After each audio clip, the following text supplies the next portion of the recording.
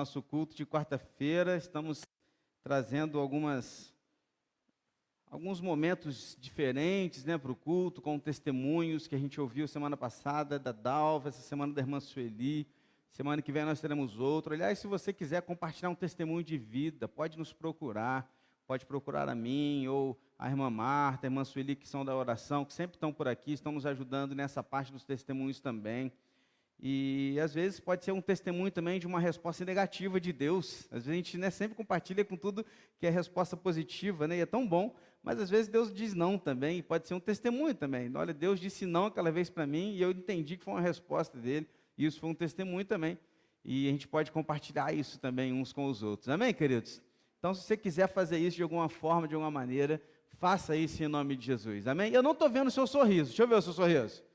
Isso, eu não estou vendo. Essas máscaras estão me atrapalhando, mesmo de máscara. Sorria aí, meu irmão. Sorria, tá? Não fica aí, né, com a cara fechada, não sorria. Estamos cultuando ao Senhor. É alegria, adoração. Estamos adorando a Ele. E culto é isso, é celebração, é adoração, é servir a Deus vivo, único, o nosso Senhor e o nosso Salvador. Olha, tem uns produtos da Natura aí fora sendo vendidos, que foram doados para a igreja, como cantina, né? Mas é produto. E você pode adquirir os produtos, toda a verba será destinada para a obra. Tem só coisa top. E outra, novidade, ainda está no preço melhor do que você compra lá normalmente. Então, tá legal demais. Passa ali correndo e leva o seu, e você vai poder abençoar também aí a obra da igreja. Se você tiver ideia, se tiver alguma coisa lá, compartilha com a gente. Tão bom, estava conversando aqui fora com o irmão, ele compartilhando algumas ideias, a gente vai viajando, tentando, imaginando, pensando, querendo fazer alguma coisa a mais, e é importante que você participe com a gente disso também. Amém, queridos? Quero convidar você para o nosso estudo de hoje, e eu quero começar lendo um versículo que não está em 1 Reis, que diz assim: porque tendo Davi no seu tempo servido conforme o plano de Deus, morreu, foi sepultado ao lado de seus pais e viu corrupção. Atos capítulo 13, versículo 36. Lucas registra aqui essa fala sendo dita a respeito de Davi.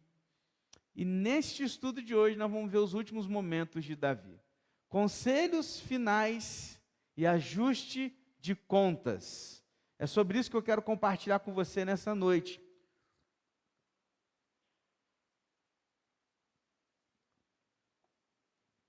Porque Davi aqui, nesse momento da história que a gente vai compartilhar, ele está prestes a morrer.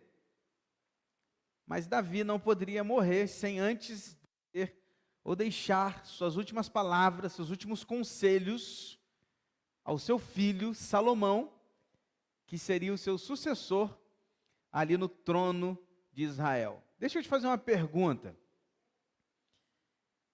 Se você pudesse escolher as suas últimas palavras de vida, se você soubesse assim, cara, vou morrer agora, daqui a um minuto, que conselhos você daria para quem você ama? Para um filho, para um neto, para um irmão, para um sobrinho, para a esposa, para o marido. Quais seriam suas últimas palavras? Que tipos de conselhos você daria no seu último minuto de vida? Qual seria o seu foco? Você estaria focado em dar que tipos de conselhos nos seus últimos minutos de vida? Davi não tinha dúvida do que falar. Por isso ele foi certeiro. E ao dizer seus últimos conselhos a Salomão, ele tratou de dar um conselho muito específico com relação a Deus e um outro com relação ao acerto de contas, a tirar da sua vida aquilo que poderia lhe atrapalhar. Quero convidar você a abrir a sua Bíblia. Primeiro livro de Reis, capítulo 2. Vamos passar por esse capítulo hoje. Capítulo 2 do primeiro livro dos Reis. Conselhos finais e ajustes de conta. Abra sua Bíblia. A partir de hoje a gente está fazendo um teste aí, estamos mudando algumas coisas. E hoje não está sendo transmitido o culto todo, né? Nós vamos depois compartilhar esse estudo no YouTube, vai ficar lá também o estudo. mas a gente quer dar um reboliço aí para ver se a gente consegue trazer o povo para o culto, para a igreja, porque essa comunhão aqui é muito importante, necessária para a vida da igreja. Então é importante que a gente faça isso. 1 Reis, capítulo 2, versículos de 1 a 4, serão os primeiros 4 versículos que nós leremos agora. Está comigo aí? Diz amém. O texto diz assim: quando se aproximava o dia da morte de Davi, ele deu ordens a Salomão, seu filho, dizendo: eu vou pelo caminho de todos os mortais. Portanto, tenha coragem e seja homem. Guarde os preceitos do Senhor, seu Deus, andando nos seus caminhos, guardando os seus estatutos, os seus mandamentos, os seus juízos e os seus testemunhos, como está escrito na lei de Moisés. Assim, você será bem-sucedido em tudo o que fizer e por onde quer que você for, e o Senhor confirmará a promessa que me fez, dizendo: se os seus filhos guardarem o seu caminho, andando diante de mim fielmente, de todo o seu coração e de toda a sua alma, nunca lhe faltará sucessor ao trono de Israel. Primeiro conselho de Davi é esse aí que você já está conseguindo ler na imagem. Coloque o Senhor em primeiro lugar. Não poderia ser um outro conselho diferente de um homem que foi chamado de um homem segundo o coração de Deus. Não poderia ser um conselho diferente quando eu leio em Atos, como acabamos de ler no primeiro versículo, que tendo Davi no seu tempo servido conforme o plano de Deus, morreu. Não poderia ser um outro conselho vindo de um homem que era bem-sucedido, mas falho, pecador, mas que mesmo em suas falhas e pecados, fraquezas e derrotas, sempre colocou toda a sua vida diante do Senhor. Então, quando ele olha para o seu filho Salomão, que estaria diante de um grande desafio, ele olha para ele, talvez deitado numa cama, Salomão em pé diante dele, ou ajoelhado, ou sentado ao pé da cama, não sei como foi isso, mas possivelmente assim, porque Davi já estava bem velhinho. Ele olha para o seu filho Salomão, e resumindo esse conselho, ele diz: coloque Deus em primeiro lugar na sua vida. Coloque o Senhor em primeiro lugar na sua vida. Legal que Davi, ele ouviu a pregação de semana passada, porque ele falou para Salomão assim: ó, o ponto final é logo ali. Você percebeu? Porque ele começou dizendo o que é para o seu filho Salomão? Eu vou pelo caminho de todos os mortais. O que ele está dizendo? O ponto final é logo ali. Está chegando o meu fim, eu vou morrer igual todos os outros. E ao fazer isso, ele já deixa aqui um conselho, uma orientação informal, indireta, assim: a sua hora também vai chegar, Salomão. Assim como eu estou indo, você também vai. Porque todos nós iremos. Então, coloque Deus em primeiro lugar na sua vida. Gente, se você pudesse ouvir hoje um conselho de alguém bem-sucedido, servo de Deus, um homem segundo o coração de Deus, o que você está ouvindo hoje também é para você, também é para mim. O que Davi disse para Salomão, ele está dizendo para nós agora através da palavra de Deus. Coloque o Senhor em primeiro lugar. Vamos dissecar um pouquinho e extrair algumas coisas de toda a frase inicial aqui de Davi? Depois que ele fala que ele está morrendo, ele vai falar o seguinte, o próximo slide: coragem, seja homem. Percebe que Davi, ele começa dizendo assim, ó, eu vou morrer, aí depois ele faz: tenha coragem e seja homem. Por que ele diz isso? Primeiro que é muito interessante pensar na relação que essa frase tem com a frase que Josué ouviu ao suceder Moisés. Prestou atenção? Porque Josué também ouviu lá em Josué capítulo 1, versículo 8, isso: ser forte e corajoso. Aliás, todo o restante também Josué ouviu, não se desvia da palavra de Deus, nem para a direita nem para a esquerda. Salomão também ouviu isso do seu pai Davi: coragem, seja corajoso. Mas por que Salomão precisava ouvir essa frase do seu pai? Queridos, Davi foi rei por 40 anos. Ele sabia dos desafios que o seu filho Salomão iria enfrentar. Ele sabia quantos inimigos iriam se levantar contra ele. E que Salomão precisaria tomar decisões sérias como rei. Decisões que não poderiam ser erradas, por quê? Porque ele poderia colocar todo um reino, todo o povo de Deus em risco por causa das suas decisões. Então, quando ele diz coragem, o termo hebraico traz a ideia de perseverança. A ideia aqui não é de coragem só no sentido de enfrentar algo que você tem medo, mas é no sentido de você ser persistente, de você ser firme. Sabe, quando você está segurando alguma coisa, você não pode deixar cair. Já viu aqueles filmes, né?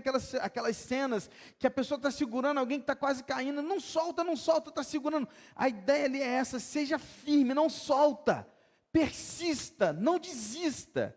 Então a ideia de Davi aqui não é sim coragem no sentido de seja apenas corajoso, mas é no sentido de persista, persevere, não pare, continue, mantenha-se firme, e seja homem.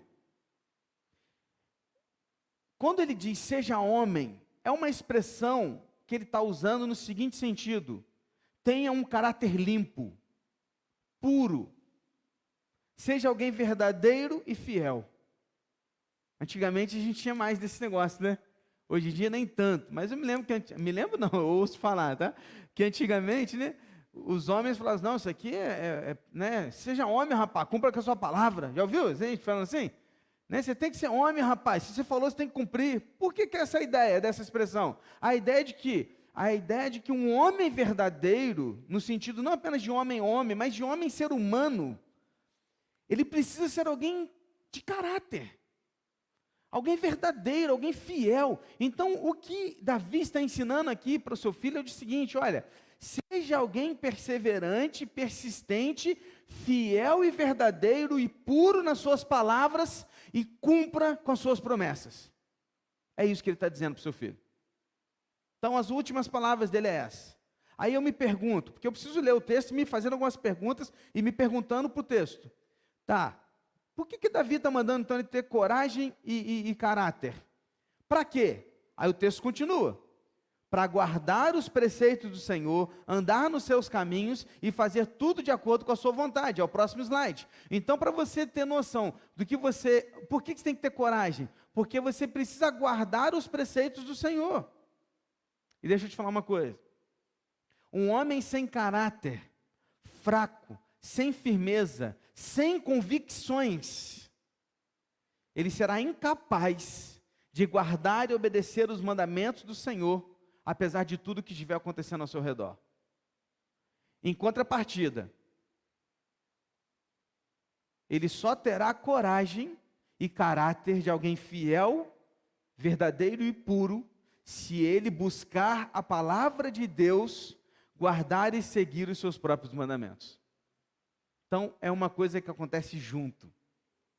Ao mesmo tempo que eu tenho que ser alguém que tenha persistência e perseverança, para permanecer firme nos mandamentos do meu Deus, enquanto todo mundo está fazendo diferente, para que eu tenha essa persistência, eu preciso ter convicções, e para ter convicções eu tenho que ler a palavra, eu tenho que ter acesso ao que Deus quer, aos seus mandamentos, aos seus preceitos. Ou seja, uma coisa vai puxando a outra, então eu vou ficando mais persistente e perseverante o quanto eu vou lendo mais a palavra de Deus, que vai me dando mais força para ser alguém puro, verdadeiro e fiel, enquanto eu continuo me relacionando com Deus, vai caminhando junto. Então, colocar Deus em primeiro lugar nas nossas vidas não é algo fácil, irmãos. Não é. Por isso precisamos ser persistentes, corajosos, perseverantes. Porque o que nós queremos, papo reto, o que a nossa carne quer, o que o nosso coração quer, é o caminho fácil. Não é o caminho difícil. A gente quer caminhar pelo mais fácil. Se o nosso coração escolher tudo na nossa vida, a gente só vai escolher as coisas fáceis. Mas muitas vezes, para não dizer todas as vezes, seguir os mandamentos de Deus será ter que abrir mão de alguma coisa. É sacrificial. Sacrifício. Por que são poucos os que permanecem fiéis a Deus?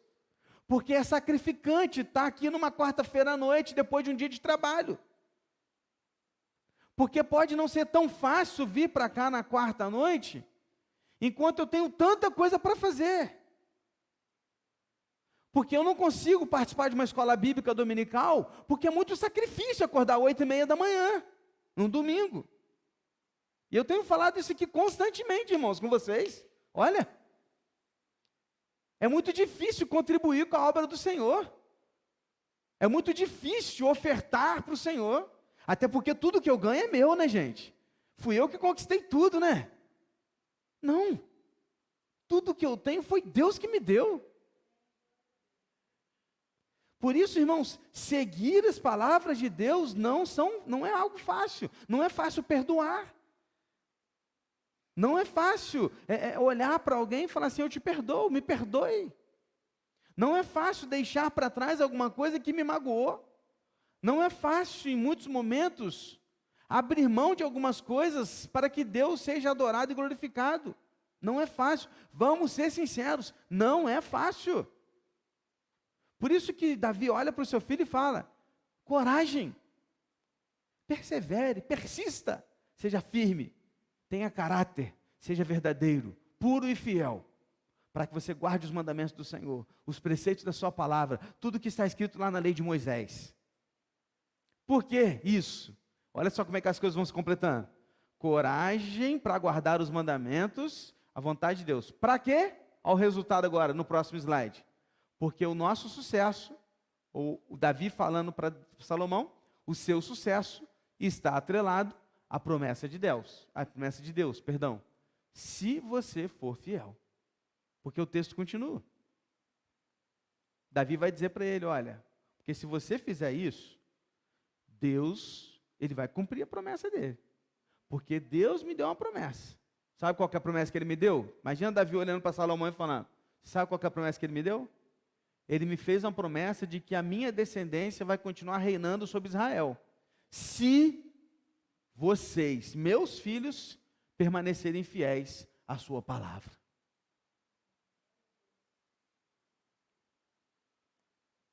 Sabe, queridos, o que Salomão precisava entender era que o sucesso do reino de Israel, o sucesso do trono, não estava atrelado à sua capacidade, não estava atrelado à sua sabedoria, não estava atrelado à sua maneira de gerenciar, à sua gestão de pessoas e de projetos. Não, não.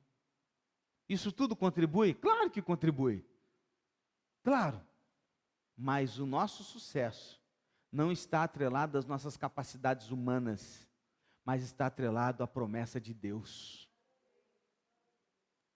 Você entende isso? Amém? Só que é uma promessa condicional. Porque há dois tipos de promessas na Bíblia. Há promessas que são cumpridas independente de qualquer coisa. E há promessas condicionais. O que é? Se você fizer isso, eu vou fazer isso. Promessa condicional. Então a promessa condicional é que se os seus filhos me obedecerem, eles vão reinar daqui em diante. Sua descendência sempre reinará. Então, a promessa do sucesso estava ligado à obediência a Deus. Só que a gente normalmente quer sucesso longe da presença de Deus. E todo e qualquer sucesso em que eu precise sacrificar Deus, o seu reino, a igreja, a comunhão do reino de Deus, não vale a pena, porque isso não é sucesso, e nunca será. Preste atenção, você que está assistindo esse vídeo aí, vai assistir esse vídeo aí pelo YouTube ou vai ouvir essa mensagem.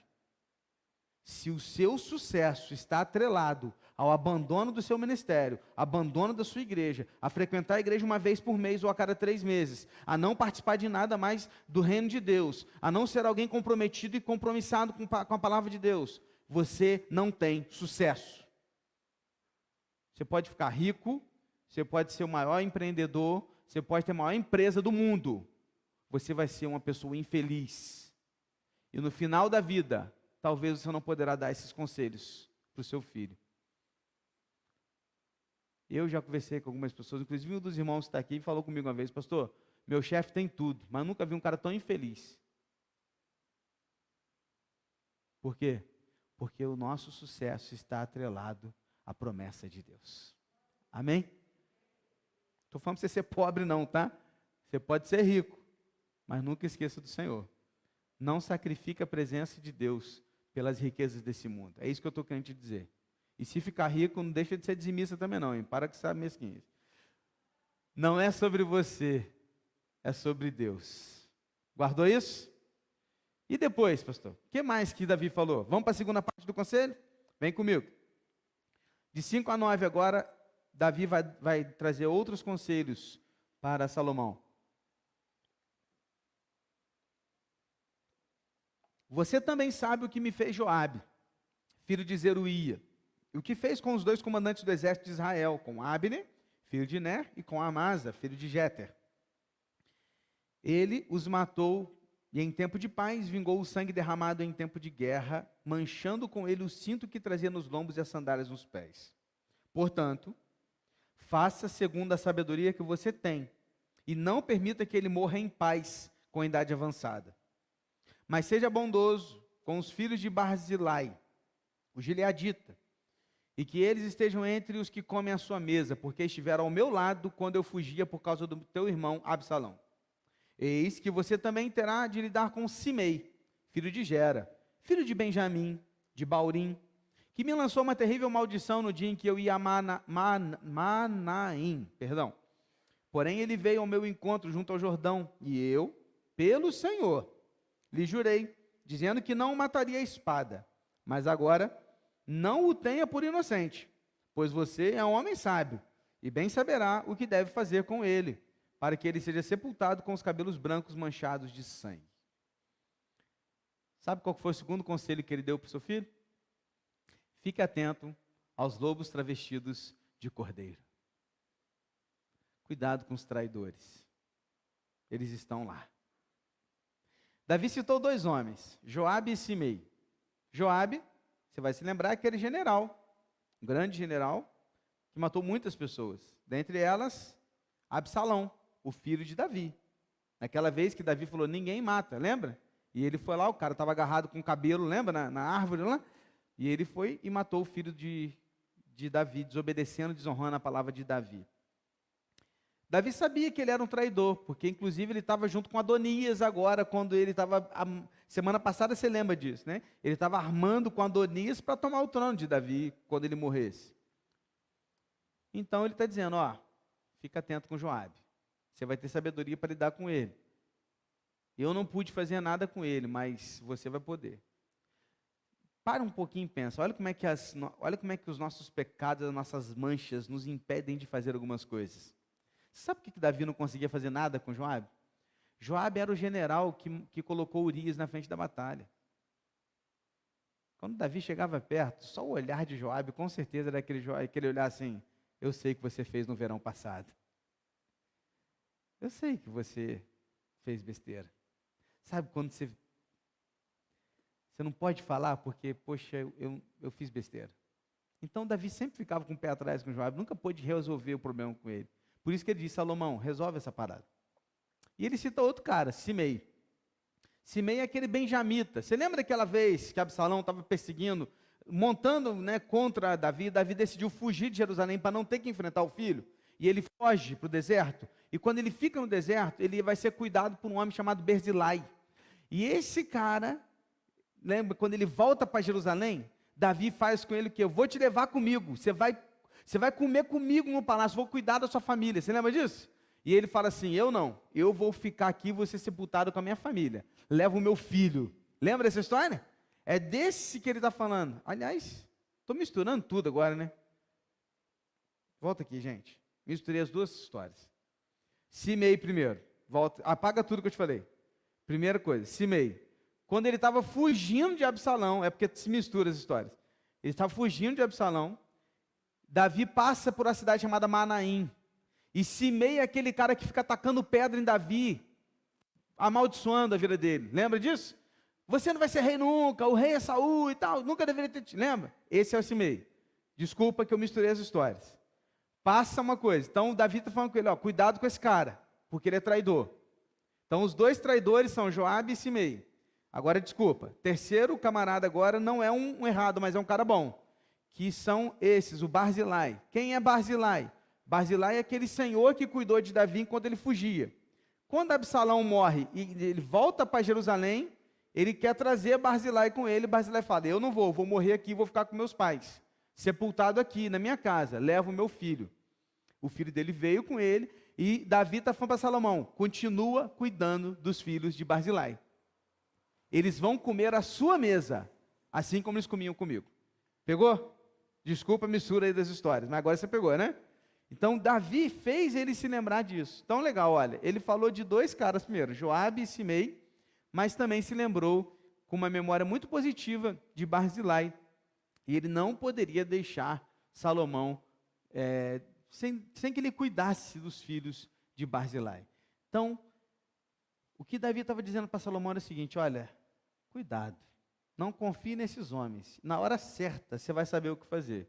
Use de sabedoria e resolva esse problema. Joabe não pode morrer com os cabelos brancos, ou seja, ele não pode envelhecer e morrer, ele tem que morrer antes, ele tem que pagar pelo que ele fez, é isso que ele está dizendo. E Simei, ele também não pode, porque ele foi um traidor, ele amaldiçoou a minha vida. Mas eu não fiz porque eu prometi para Deus que eu não ia fazer nada com ele. Mas você vai poder resolver essa situação. Beleza? Estamos juntos? Qual seria então o primeiro desafio de Salomão? Então, estes foram os dois conselhos que ele ouviu de Davi, seu pai. Coloque Deus em primeiro lugar e cuidado com os traidores. Resolva essa situação. Pois bem, o que acontece a partir de agora? Se lembra na semana passada que eu falei com você que Adonias correu para tabernáculo, segurou na ponta do altar para pedir misericórdia? Você lembra o que Salomão falou com ele? Se você não fizer besteira, você vai morrer velhinho. Mas se você pisar na bola uma vez, eu corto sua cabeça fora. Lembra disso? Aí eu fiz aquela pergunta para vocês, você lembra? Será que Adonias vai ficar legal? O que você acha? O que você acha? Olha o que diz aqui agora. 1 Reis, capítulo 2, de 12 a 25. Vamos fazer o seguinte, vem comigo, né? Eu vou te contar a história, porque eu sei que você lê tudo em casa depois. Eu sei que você chega em casa, você fica doido para ler de novo, né? E, eu tenho que ler de novo, então você lê. Então eu sei que você vai ler. Então eu vou te contar a história para você ler depois em casa e ficar ligado. Para a gente não ter que ficar lendo, porque eu vou contar a história para vocês, que vai ficar mais fácil agora nesse trecho aqui, tá? O que acontece aqui, irmãos? Adonias, que estava na sua prisão domiciliar, procura Batsebá, mãe de Salomão, vai a ela e ele insinua com Batsebá o seguinte: Batsebá, você sabe que eu que tinha que ser o rei, né? Porque eu sou filho mais velho, sou primogênito e tal. Mas queria te fazer um pedido. Aí ele lança essa. Aí Batsebá fala: o que você quer? Aí ele falou assim: vou te fazer só um pedido. Queria te pedir que você fosse até Salomão, o rei, seu filho, e eu queria muito que ele pudesse me dar Abisag. Quem é Abisag? É aquela concubina novinha que cuidou de Davi no final da vida dele. Lembra? Adonias queria tê-la como esposa dele. E ele pede então a Batsebá que vá até Salomão e fale sobre isso para ele, pedindo isso para ele. Só que, presta atenção, antes de a gente continuar, tem que te falar duas coisas. Primeiro, entenda a história. Todo rei que sucedia outro ficava com o harém do rei anterior. Ou seja, as mulheres do rei anterior passavam a ser agora do rei novo. Logo, todas as mulheres de Davi agora passam a ser do harém de Salomão. Beleza? Você lembra que Absalão, quando tentou tomar o trono, o que ele fez? Ele pegou as 10 concubinas de Davi que tinham ficado no palácio e teve relações com elas diante de todo mundo. Você lembra disso? Por quê? Porque ao fazer isso, ele estava dizendo, deixando claro para todo mundo: eu sou o novo rei. porque eu tomei as mulheres do rei para mim. É isso que ele está dizendo. Então presta atenção. Se Adonias recebe essa menina como esposa, ele passa de alguma maneira a ter direito ao trono de Salomão, porque essa era uma esposa do rei. E se ele tivesse relações com ela, seria um tipo de traição. Ele estaria usurpando o trono de Salomão. Pegou a ideia? Então não era um pedido qualquer, era um pedido para tomar o trono de Salomão. O que a Bíblia não diz é se Batseba agiu como inocente ou se ela sabia que ia dar ruim e foi assim mesmo falar com Salomão. Porque ela foi. Foi lá e falou com Salomão. Salomão, queria te falar um negócio, Adonias me procurou e ele pediu que você desse a concubina, a jovenzinha lá, que cuidou de seu pai no final da vida, para ele como esposa. Salomão se irrita e responde a ela assim, olha, versículo 22, se você quiser ler comigo. Então o rei Salomão disse à sua mãe, por que a senhora pede a Abisag, a sunamita, para Adonias? Peça também para ele o trono, o reino, perdão, porque é meu irmão mais velho. Sim, para ele e também para o sacerdote Abiatar e para Joabe, filho de Zeruia. Salomão não apenas identificou aqui a traição de Adonias, tanto que ele fala com a mãe dele, ó, ô mãe, é sério isso? Você está pedindo isso para mim? Você está pedindo que eu dê o reino para Adonias? É isso que você quer que eu faça? É isso que ele está dizendo para ela. E ele vai dizer o seguinte, por que você também não pede para que eu dê o reino para Abiatar e para Joabe? Por que ele cita esses dois nomes? Porque eram 3 homens que queriam tomar o trono de Salomão. Abiatar era o sacerdote, Joabe era o general e o Adonias era o que queria ser o rei no lugar de Salomão.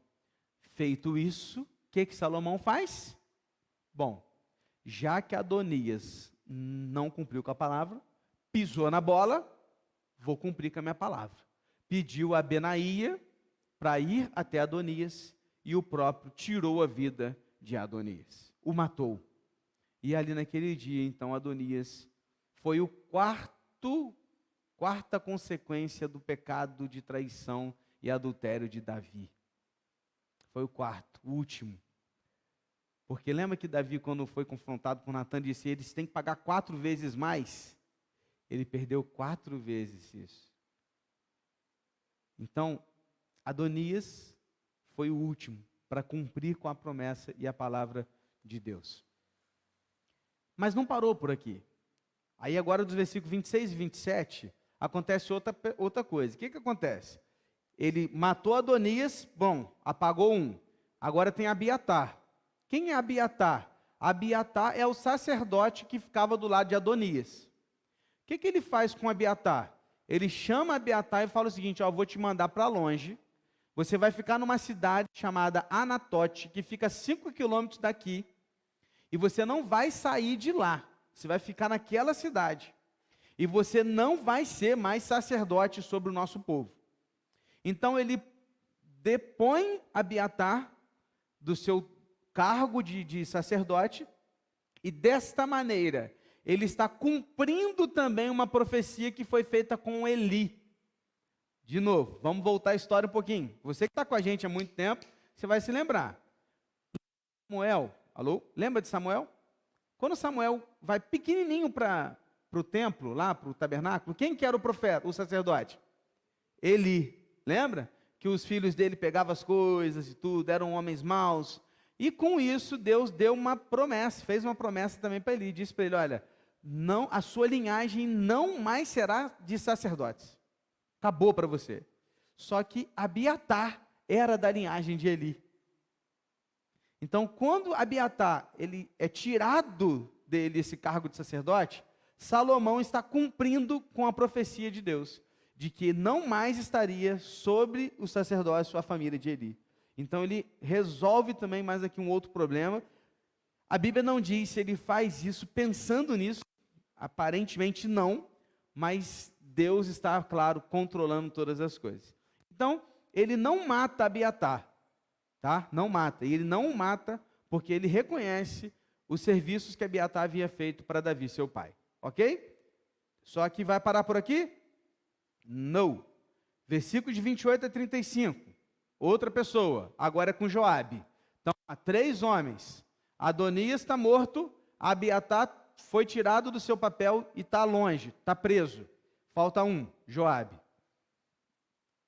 Joabe fica sabendo que Adonias foi morto. Alguém dedurou. Mandaram um zap para ele, ó, deu ruim, cara, Adonias está morto. Com isso, o que o Joabe faz? Cara, eu tenho que me arrumar um jeito de me proteger. Ele lembra do que Adonias fez e faz a mesma coisa. Ele vai para dentro do tabernáculo que está em Jerusalém, encosta também no chifre do altar e pede misericórdia. Aí ele está lá agora, diante do altar, pedindo misericórdia. Essa notícia chega a Salomão. Salomão, o Joabe está dentro da tenda lá, segurando no altar, pedindo misericórdia. Salomão vai até a tenda, junto com Benaia, seu soldado fiel, e fala para ele o seguinte, ó, entra lá, traz Joabe aqui para a gente também acertar as contas com ele. Só que Joabe responde assim, para Benaia, eu não vou sair daqui. Aqui eu morrerei. Daqui eu não saio. Essa é a resposta que ele dá para Benaia. Eu vou morrer aqui. Benaia volta e chega em Salomão e fala, Salomão, ele não quer sair. Ele falou que vai morrer lá. Ele falou que não vai sair de lá. Está segurando lá um chifre do altar e não quer vir para fora. Aí Salomão vai responder a Benaia. Aí eu quero que você leia comigo. Pega a sua Bíblia aí de novo, versículo 31. Vai para lá rapidinho. Capítulo 2, 31. Diz assim, e Salomão ordenou, faça o que ele disse, mate-o e sepulte-o, para que você tire de mim da casa do meu pai a culpa do sangue que Joabe derramou sem razão. Assim, o Senhor fará recair a culpa de sangue de Joabe sobre a cabeça dele, porque atacou 2 homens mais justos e melhores do que ele, e os matou à espada, sem que Davi, meu pai, o soubesse. Ele matou Abner, filho de Ner, comandante do exército de Israel, e Amasa, filho de Jeter, comandante do exército de Judá. Assim, o sangue destes recairá sobre a cabeça de Joabe, e sobre a cabeça da sua descendência para sempre. Mas a Davi e a sua descendência, a sua casa e a seu trono, o Senhor dará paz para todo sempre. Benaia, antes de ser soldado, era um levita. Não sei se você vai se lembrar desse capítulo passado, mas eu falei dessa história também. Olha, Benaia é o único registro na Bíblia de um levita que abandonou o ministério de levita para ser um soldado. É ele. Ou seja, ele tinha autoridade para entrar na tenda. Tranquilo, ele era levita. Então, ele não faz nada de errado ao entrar na tenda. E Salomão dá ordem. É isso que ele quer? Então, que ele morra lá. Mate-o lá mesmo. E depois sepulte-o. É importante você entender o seguinte, irmãos. Pastor, isso é vingança. É vingança. Só que você precisa entender uma coisa. Nós não estamos falando da graça. Nós estamos falando do Antigo Testamento. Joabe, ele não era um homem que havia cometido um homicídio culposo, ou seja, sem intenção de matar.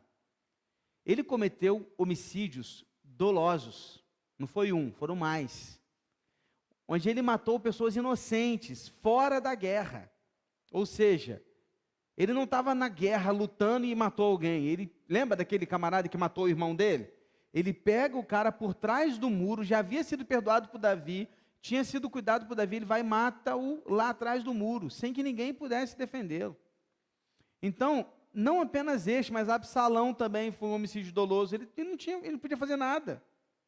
Então, Joabe não era um inocente. E o que acontece? Quando há derramamento de sangue inocente, a terra clama. Assassinos como Joabe não deveriam receber qualquer misericórdia, era a lei. Olho por olho, dente por dente, vida por vida. Quando Joabe se mantém vivo, mesmo depois de ter matado, a lei não está sendo cumprida na vida dele. Não está acontecendo aqui a justiça. Então, quando Salomão faz isso, o que ele está fazendo? Ele está tirando a culpa disso do seu pai e da sua família, porque eles eram os reis responsáveis por ele. Porque é como o seguinte, se eles são os reis responsáveis e passam a mão na cabeça dele, o sangue que ele derramou inocente ia cair sobre a cabeça do Davi e de Salomão, entendeu a ideia? Então, quando ele manda matar Joabe, não é que ele está vingando, não é vingança, mas ele está acertando uma conta. Porque assim como ele havia derramado sangue inocente, ele precisa pagar agora com o seu sangue, com a sua vida. E dessa maneira, a culpa desses homicídios não estão mais agora sobre Salomão, mas caiu sobre o próprio Joabe. Acertou a conta. Então é isso que você precisa entender. Então Benaia foi lá, matou ele lá dentro, foi literalmente um sacrifício, né? Sacrificou lá do lado do altar, tirou o corpo dele e o sepultou na casa do Joabe, tá? Ele foi para a casa de Joabe e o sepultou lá na casa dele. Benaia foi feito agora o novo general. Então agora acertou a conta com Adonias, com Abiatar e com Joabe. Falta um. Quem? Achei que todo mundo ia falar em voz alta e bom tom. Simei, né? Mas ninguém falou, mas tudo bem. Faltou Simei. Então vamos para Simei agora? Versículo 36 a 46. Então depois de ter acertado essas contas, ele vai acertar a última conta. Quem é o último? Simei. O que Salomão faz com ele? Cara, Salomão, ele era muito sábio já. Embora a gente não chegou nessa parte ainda, né? Ainda vai ver que ele vai pedir sabedoria ainda. Mas ele já agia com sabedoria. Ele chama Simei, porque Simei era um possível traidor. Simei, ele era um cara que queria Saul no trono, não Davi. Então ele poderia se levantar com todo o povo do norte contra Salomão. Por isso que Davi falou para ele tomar cuidado. Aí o que Salomão faz? Chama Simei e fala o seguinte: Simei, você vai construir uma casa aqui em Jerusalém, aqui do meu lado, você vai construir uma casa para você, você vai morar aqui em Jerusalém, porque eu vou colocar os meus soldados para ficar te vigiando 24 horas por dia. Se você pisar fora de Jerusalém, você morre. Então veja que Salomão ainda agiu com misericórdia com Simei. Simei, fica aqui, cara, você tem Jerusalém. Mora aqui na capital comigo. Se você sair, você morre. Combinado? Combinado. Simei aceita, constrói sua casa. Passam-se 3 anos. 3 anos depois, 2 dos escravos do Simei fogem. Fogem e vão para uma cidade chamada Gate. Essa cidade era a cidade dos filisteus. Ou seja, fora de Israel. Simei, o que ele faz? Ele pega o jumento dele, vai até Gate, busca os escravos dele, vai lá e traz os escravos de volta, e volta para sua casa. Só que ele estava em Jerusalém. Ele podia sair de Jerusalém? Não. Jerusalém era cercado por soldados que estavam o tempo inteiro contando tudo para Salomão. Não demorou muito, Salomão, Simei saiu de Jerusalém, foi a Gate e voltou. Salomão chama Simei e diz assim, olha, vem comigo, versículo 42 agora. 42 para frente. Eu não fiz você jurar pelo Senhor e não avisei, dizendo, no dia em que você sair para um lado ou para o outro, saiba que você certamente morrerá. E você me disse, está bem, eu concordo. Por que então você não guardou o juramento do Senhor, nem a ordem que eu lhe dei? E o rei disse mais a Simei, você sabe muito bem, e o seu coração reconhece todo o mal que fez a Davi, meu pai. Por isso o Senhor fez recair sobre a sua cabeça o mal que você fez. Mas o rei Salomão será abençoado, e o trono de Davi será mantido diante do Senhor para sempre. O rei deu ordem a Benaia, filho de Joiada, e ele saiu, atacou Simei e o matou. E assim se firmou o reino sob o domínio de Salomão. Perceba que Salomão ainda deu uma chance para Simei, mas Simei pisou na bola. Fez o que ele não havia combinado, e por isso pagou com a sua própria vida, cumprindo com aquilo que Davi havia falado com ele. Que Simei morra com sangue no seu cabelo, ou seja, vai, né? Joabe não iria morrer velho, então morreu também aqui, e está resolvida a situação. O acerto de contas está feito. Salomão foi um homem de paz. No entanto, começou o seu reinado mandando 3 execuções. Mas a paz não se baseia em sentimentos, se baseia em justiça. Quando Salomão faz isso, ele está mostrando para o seu reino que no seu reino haveria justiça. E tendo justiça, as pessoas iriam viver em paz. Por quê? Porque não iriam fazer ele cometer qualquer tipo de injustiças ou crimes, porque eles saberiam que eles iriam ser punidos por isso. Então Salomão mostrou para eles, olha, aqui nós vamos agir com justiça. Se a gente ficar bem, a gente vai ficar bem, mas se a gente pisar fora da linha, nós vamos ter que pagar pelos nossos erros. Ok? 3 lições finais que eu queria deixar para a sua vida, diante dos textos que a gente acabou de ler. Primeira coisa, corte o vínculo com aqueles que querem te tirar da vontade de Deus. Pode pôr o próximo, Vitória. Corte o vínculo com aqueles ou com aquilo que quer te tirar da vontade de Deus. Todos esses caras queriam tirar Salomão da vontade de Deus. Queriam tirar o trono dele. Ou seja, queriam tirá-lo do propósito de Deus para a sua vida. Salomão tinha tanta certeza da sua missão que ele não hesitou nem um pouquinho em cortar o vínculo e resolver o problema. Salomão, ele corta qualquer tipo de vínculo com qualquer pessoa que queria levá-lo para fora da vontade de Deus. Tem gente que não consegue viver o propósito de Deus para a sua vida porque está dando ouvido para pessoas que não entendem nada sobre Deus, igreja e propósito. Resultado, muitos abandonam seus ministérios, deixam sua missão para trás. Por quê? Porque não têm convicção do seu chamado. E o inimigo tem nos dado muitos objetos de entretenimento. Nós estamos intertidos com muitas coisas. Por isso não temos tempo mais para Deus. Por isso estamos sobrecarregados, cansados. Você não tem ideia de quantas vezes eu ouço isso. Mensagens que eu mando para as pessoas, ligações, visitas, em gabinete. Eu tenho feito muitas visitas esse início de ano, conversado com muitas pessoas.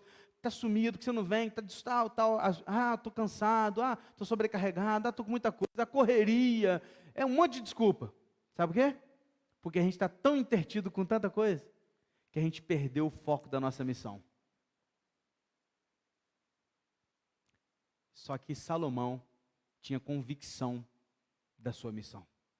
Se você e eu tivermos convicção da missão que Deus nos deu, nós não teremos dificuldade para cortar vínculos com pessoas que nos querem longe da presença de Deus, ou com coisas e situações que nos colocam distante da presença de Deus. Por quê? Porque eu tenho certeza da minha missão. Amém? Primeira lição é essa. Segunda, estar na igreja não te torna mais santo. De onde você tirou isso, pastor? Vamos fazer uma alegoria aqui, uma comparação. Joabe correu para dentro do tabernáculo, encostou no altar e achou que fazendo isso poderia ser perdoado. Só pelo fato de estar dentro do tabernáculo e no altar de Deus. Só que isso não fez de Joabe alguém mais santo, porque ele não se arrependeu, não confessou, não pediu perdão e não mostrou-se alguém arrependido dos seus pecados. Estar lá dentro não fazia dele alguém mais santo. Como estar aqui dentro não faz de nós pessoas mais santas. O local não nos faz santos. Sabe por quê, irmãos? Tem gente achando que o culto dominical, principalmente, aliás, o culto de domingo à noite, tem gente achando que o culto dominical é um local aonde eu vou para ser perdoado pelos pecados da semana, para que eu possa voltar na segunda-feira a cometer todos os pecados mesquinhos e medíocres da minha vida, para que eu volte no domingo, peça perdão de novo e eu possa voltar a cometer todos os meus pecados de novo. Tem gente que está agindo igual Joabe. Está achando que pode viver uma vida fora daqui, de qualquer jeito, fazendo o que quer, distante da vontade de Deus, desobedecendo às suas ordens, não cumprindo com a sua vontade, não vivendo segundo os seus mandamentos, distante daquilo que Jesus quer, e chegar no domingo e achar que está tudo bem. E vir para o domingo achando que é um amuleto, como se o culto fosse um amuleto. O que eu quero te dizer é que estar aqui apenas pelo simples fato de achar que estar aqui sentado nessas cadeiras nos faz mais santos, isso não é verdade. Estar aqui deve ser um resultado de uma vida santa que eu tenho com Deus no meu particular. De um culto íntimo que eu tenho de segunda a segunda, e o resultado disso é ter tanto prazer, mas tanto prazer, de estar junto da sua igreja, que eu não vou abrir mão disso aqui, a não ser por motivos muito sérios. Mas quando eu puder, e nada vai me impedir de eu estar aqui. Não porque aqui é o lugar onde eu vou ser perdoado, porque o lugar não é o local, não é em Samaria, não é em Jerusalém, não é nesse templo. A questão é o Senhor e o que Ele faz em mim e você através da confissão e arrependimento das nossas vidas. É isso que eu quero que você entenda. Amém? Irmãos, ou nós mudamos de verdade, ou nós não somos filhos de Deus.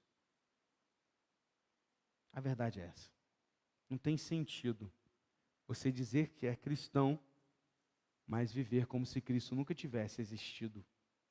Não tem sentido você dizer que é cristão e viver como se Cristo não estivesse ao seu lado ou dentro de você todos os dias. E que Ele não estivesse vendo tudo que você vê, assistindo todos os programas que você assiste, conversando com todas as pessoas que você conversa, falando todas as besteiras e bobeiras que você fala e ouvindo todas as piadas que você ouve, usando aquelas roupas indecentes ou qualquer coisa desparecida, indo para a academia ou para qualquer lugar, na rua ou fora dela, flertando com qualquer pessoa, como se Jesus não estivesse ali. Não tem sentido. Não tem sentido. Não é sobre estar, é sobre ser. É sobre pertencer a alguém. É sobre pertencer a Jesus. Amém? Para a gente terminar. 3 e último. Se nossos atos não correspondem ao que dizemos, somos hipócritas e merecedores da ira de Deus. É o resultado disso que eu acabei de falar. Adonias prometeu para Salomão que ficaria de boa, que não ia pisar não ia pisar na bola. Ele prometeu com a boca, mas falhou com seus atos. Simei prometeu que ia ficar em Jerusalém e que não ia sair, e ele prometeu com a sua boca, mas fugiu com seus atos. Quantas vezes nós agimos assim para com Deus? Ah, Senhor, eu te prometo que se isso acontecer, eu vou fazer isso. Ah, Senhor, eu te prometo que eu não vou mais faltar. Ah, Senhor, eu te prometo que eu assumi um compromisso com o carnê da construção da igreja e eu vou fazer todo mês. Ah, Senhor, eu te prometo que, olha, se eu sair dessa enfermidade, se eu sair desse acidente vivo, eu nunca mais vou deixar de te servir. Ah, Senhor, e ah, Senhor, ah, Senhor, ah, Senhor. E quando as coisas começam a melhorar, os nossos atos não são de acordo com as nossas promessas. Nossas ações precisam corresponder às nossas falas. Como é que Salomão tratou os 2 homens que falharam com ele nas atitudes? Com a morte. Deus é o nosso rei. Como você acha que ele se sente quando você promete, mas não cumpre? A verdade, queridos, é que os nossos atos precisam corresponder às nossas palavras. Senão nós somos mentirosos, hipócritas, desagradamos a Deus. Quer saber mais? Somos merecedores da ira de Deus. É preciso se render. É preciso se arrepender. É preciso mudar. Porque nós temos um rei e devemos seguir a esse rei. Feche seus olhos, quero convidar o ministério de louvor, a gente vai encerrar cantando hoje.